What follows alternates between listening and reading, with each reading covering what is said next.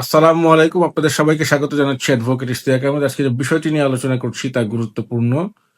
তা হচ্ছে power of attorney দলিল দিয়ে কি জমি ক্রয় বিক্রয় করা যায় কিনা, আর যদি করা গিয়ে থাকে সেক্ষেত্রে কোন কোন ক্ষেত্রে এটি বৈধ হবে, কোন কোন ক্ষেত্রে এটি অবৈধ হবে, তাই হচ্ছে আজকের আলোচ্য বিষয়। তো সুপ্রিয় দর্শক মন্ডলী, কথা না বাড়িয়ে মূল টপিকে যাই। প্রথমত হচ্ছে আইনের যে বিষয়টা আছে সেটা হচ্ছে পাওয়ার অফ অ্যাটর্নি দলিল মূলে কোনো মালিকানা সৃষ্টি হয় না, বরঞ্চ জমির মালিকের পক্ষে কাজ করার ক্ষমতা পেয়ে আপনি জমি বিক্রি করতে পারেন বা মালিকের পক্ষ থেকে জমি কিনতে পারেন। আর এখন দেখা যাচ্ছে যে এই পাওয়ার অফ অ্যাটর্নি দলিল কিন্তু অবশ্যই ক্রয় বিক্রয়ের ক্ষমতা দেওয়া থাকতে হবে এবং এটি অবশ্যই রেজিস্টার্ড হতে হবে এবং এটি অবশ্যই অপ্রত্যাহার যোগ্য হতে হবে। যদি এটি কোনো কারণে অপ্রত্যাহার যোগ্য না হয় সেক্ষেত্রে কিন্তু এই পাওয়ার অফ অ্যাটর্নি মূলে জমি কেনা বেচা করা আইনসম্মত হবে না।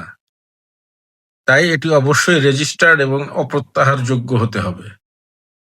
এবার আসুন দেখি কোন কোন ক্ষেত্রে পাওয়ার অফ অ্যাটর্নি দলিল মূলে জমি কিনলে বা বিক্রি করলে সেটি বৈধ হবে না। যদি পাওয়ার অফ অ্যাটর্নি দলিল বাতিলের জন্য কোনো নোটিশ এন্ট্রি হয়ে থাকে এবং ইস্যু হয়ে থাকে, সেক্ষেত্রে কিন্তু পাওয়ার অফ অ্যাটর্নি দলিলের কার্যকারিতা স্থগিত থাকে এবং সেই দলিল দ্বারা যদি কোনো সম্পত্তি বিক্রি করা হয় বা কেনা হয় সেটি টিকবে না। আবার কোনো মামলায় যদি ইনজাংশন থাকে, দেওয়ানি মামলায় বা দলিল বাতিলের, পাওয়ার অফ অ্যাটর্নি দলিল বাতিলের মামলা থাকে এবং ইনজাংশন থাকে, সেক্ষেত্রে কিন্তু এই দলিলের কার্যকারিতা স্থগিত থাকে।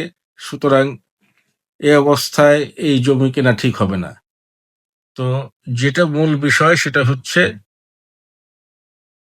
দেখতে হবে যে পাওয়ার অফ অ্যাটর্নি দলিল সঠিক উপায়ে রেজিস্টার্ড হয়েছে কিনা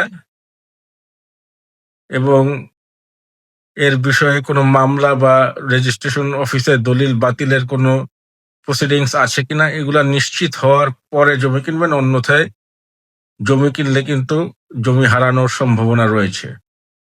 আজকের আলোচনা এতটুকুই। আপনাদের সুস্থতা কামনা করে বিদায় নিচ্ছি। আল্লাহ হাফেজ।